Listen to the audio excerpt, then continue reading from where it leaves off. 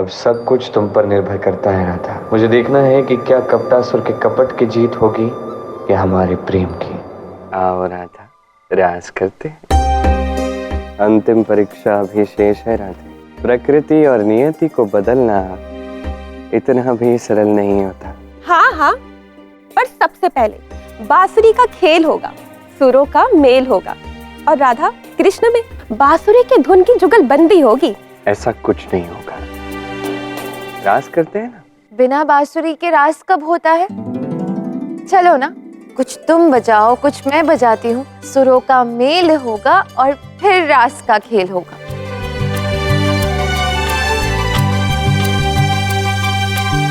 अवश्य ऐसा ही करते हैं, किंतु उसके पश्चात तुरंत रास होगा, ठीक है?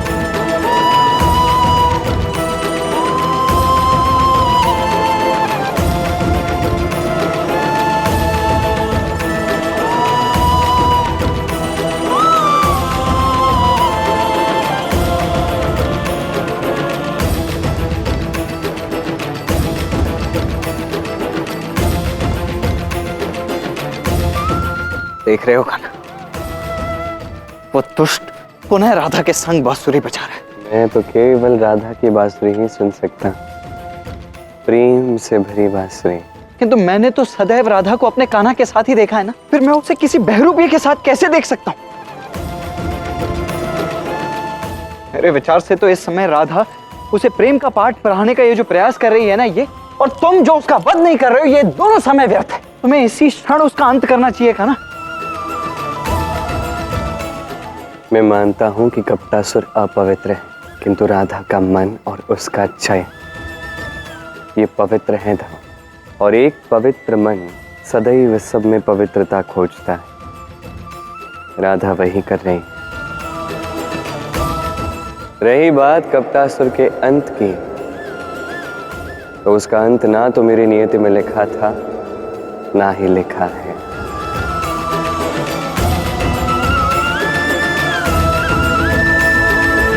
तुम्हारे कहने का तात्पर्य है कि ये राधा कपटासुर का अंत कर सकते हैं? अवश्य कर सकती है। राधा, उसी ने तो उसे प्रेम देने का चयन किया है। राधा ही उसकी मृत्यु का चयन भी कर सकती है।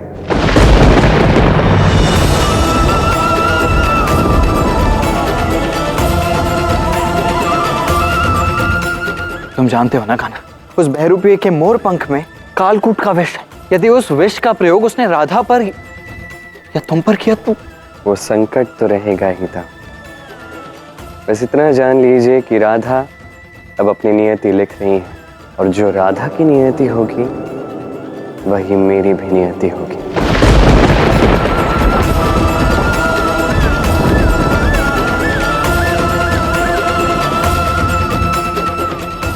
अब ये युद्ध है सत्य और भ्रम के मध्य में, और यदि भ्रम की जीत हुई तो कृष्ण को इस संसार को छोड़कर जाना ही होगा।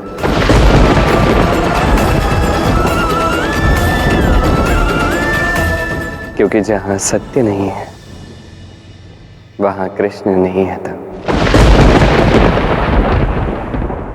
किंतु अब तुम कहां जा रहे हो कान्हा? अंतिम परीक्षा के लिए।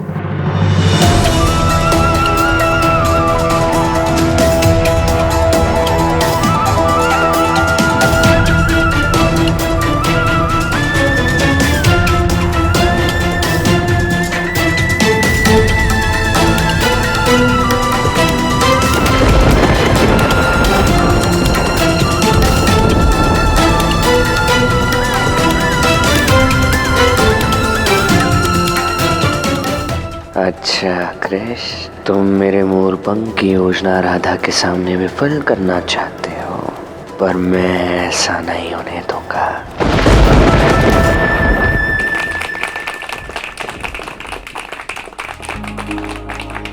राधा और कृष्ण ने कितना अच्छा बांसुरी का खेल खेला। जिसके भीतर कृष्ण जाग गया हो वो तो हर कार्य अच्छा करेगा ही ना। और रास करे? नहीं, रास बाद में करते हैं। एक अत्यंत श्रेष्ठ विचार आया है मन में। मैं चाहता हूं कि हम खेल खेलें राधा, जैसे हम पहले खेलते थे। तुम्हें स्मरण है? तुम नेत्र बंद करके भी मुझे ढूंढ पाती थी, मुझे पहचान लेती थी, नहीं? बस वही करना है। मैं तुम्हारे नेत्रों पर पट्टी बांधूंगा और तुम मुझे ढूंढोगी और मुझे स्पर्श करोगी। ये तो बड़ा ही सरल है। जिसके भीतर कृष्ण है ना, मैं उसे शीघ्र ही पकड़ लेती हूँ।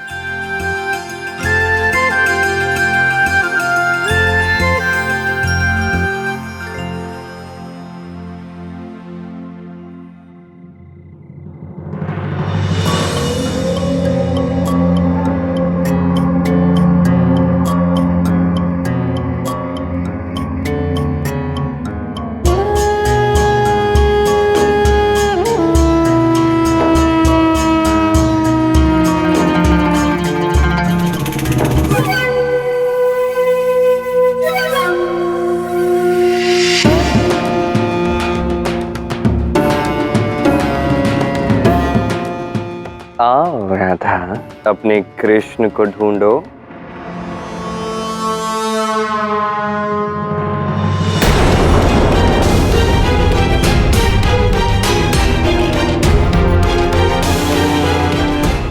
पर तुम बांसुरी बजाते रहना, अन्यथा मैं तुम्हें कैसे खोजूंगी? सखी की इच्छा तो मेरे लिए आदेश है।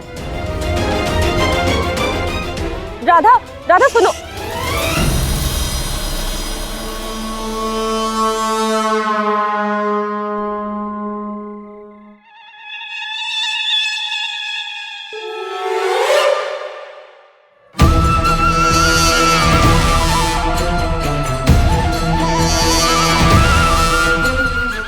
मैं जानती हूँ तुम कहाँ हो।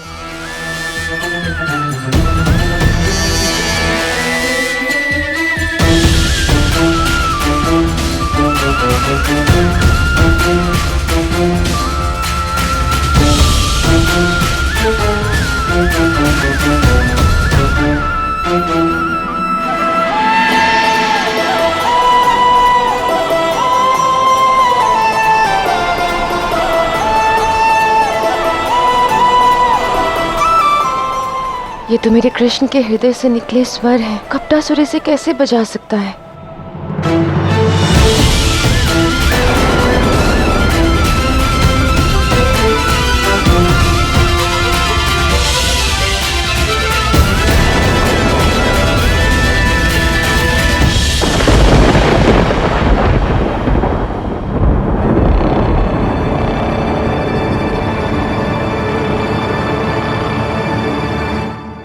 बालपन से बांसुरी बजा रहे हो। मैं तो अभी अभी सीखा, इसलिए अच्छी बजा रहे हो, इसलिए राधा तुम्हारे पास आ रही है। अरे सांस है ना, तो बिना बांसुरी के चुनौती लगा। अवश्य, क्यों नहीं? एक और बात, यदि राधा ने तुमसे पूर्व मुझे ढूंढ लिया, मुझे स्पर्श कर लिया, तो तुम्हारा अंत वही होगा। स्वीकार है? स्वीकार है? देखते हैं।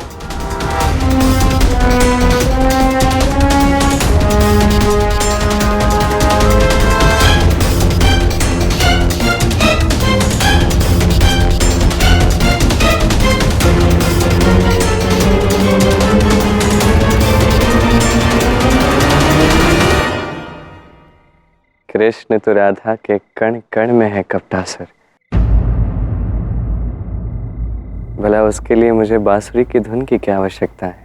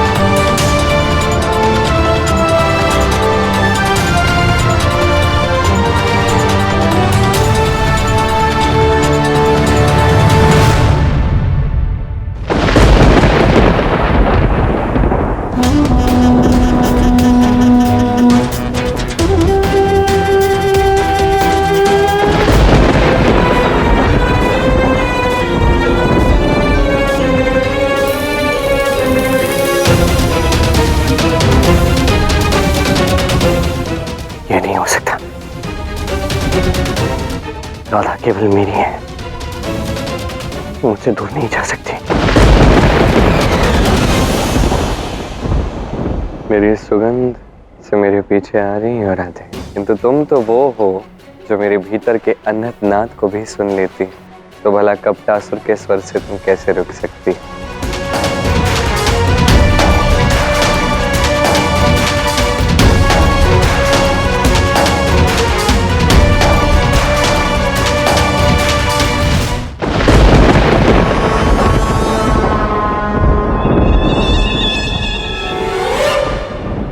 तुम वो हो जो मेरी भीतर की अग्नि अनंत तक अनुभव कर सकती।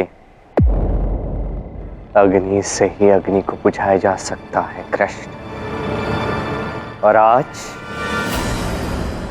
तेरे प्रेम की अग्नि बुझेगी और मेरे प्रेम का हवन संपन्न होगा। आज मेरे प्रतिकार, मेरे प्रतिशोध की अग्नि मुझे जलाकर भस्म करेगी कृष्ण।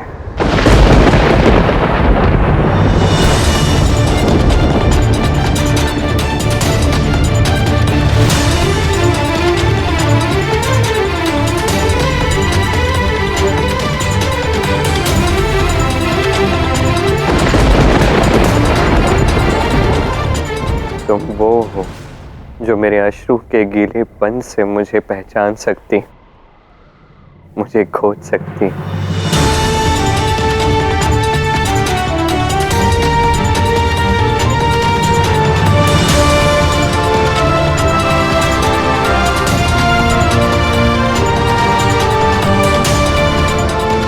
जहाँ कुछ नहीं होता वहाँ आकाश होता है, और जहाँ आकाश भी नहीं होता वहाँ प्रेम, वहाँ तुम होती हो राधा।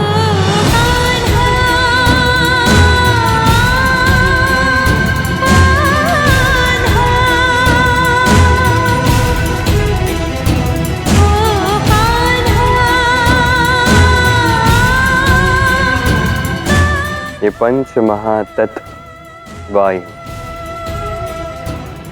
जल, अग्नि, धरती, आकाश, द्वारका के कण कण में राधा कृष्ण का प्रेम है।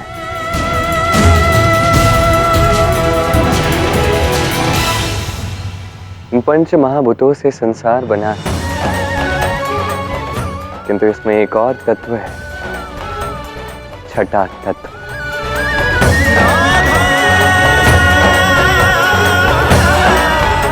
प्रेम का तत्व।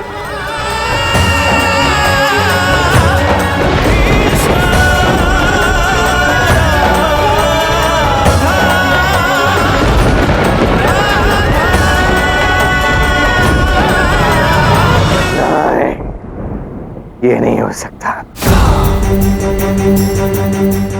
मैं राधा को नहीं खो सकता, चाहे जो कुछ भी हो जाए। कृष्ण का चोला पहनने से राधा समीप नहीं आएगी।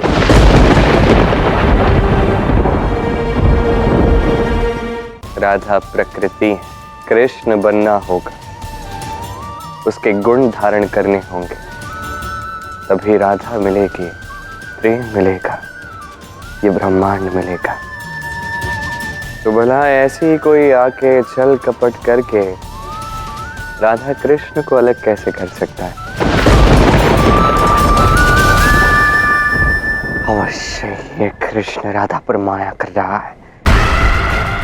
राधा मेरे पास ही आना चाहती है, इस कृष्ण के कारण नहीं आ पा रहे।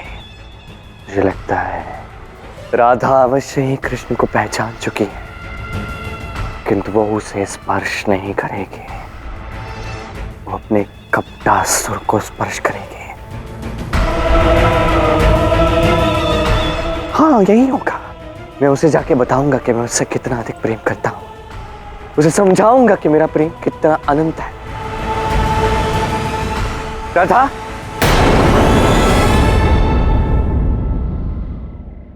तुम्हारा कृष्ण यहाँ है।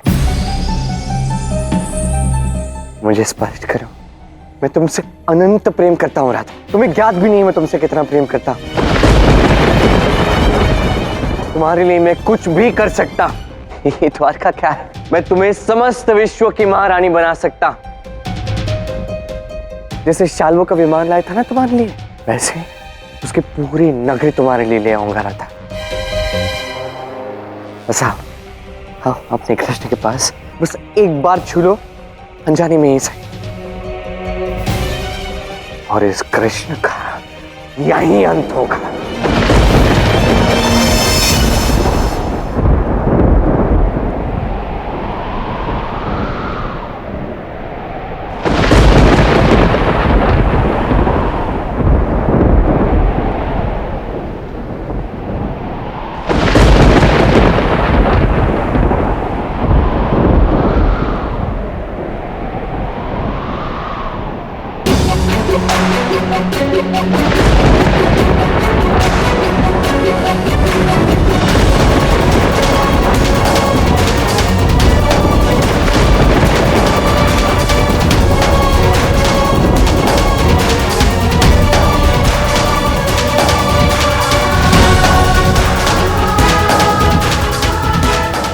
एक बार राधा स्पर्श कर लो मुझे, फिर मैं मोर पंख के विष से मार दूंगा कृष्ण को।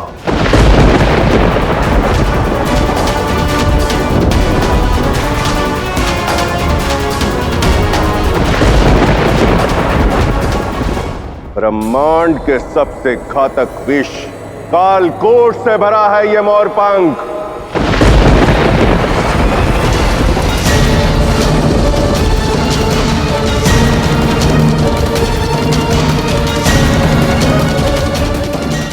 इतना बड़ा छल, मैंने तुम्हें प्रेम करने का अवसर दिया, कृष्ण के समान होने का अवसर दिया, और तुम मेरे ही कृष्ण के अंत का सोच रहे थे। सही कहा था कृष्ण ने कि राधा को भ्रम का अंत करना होगा, कपट का अंत राधा को करना होगा।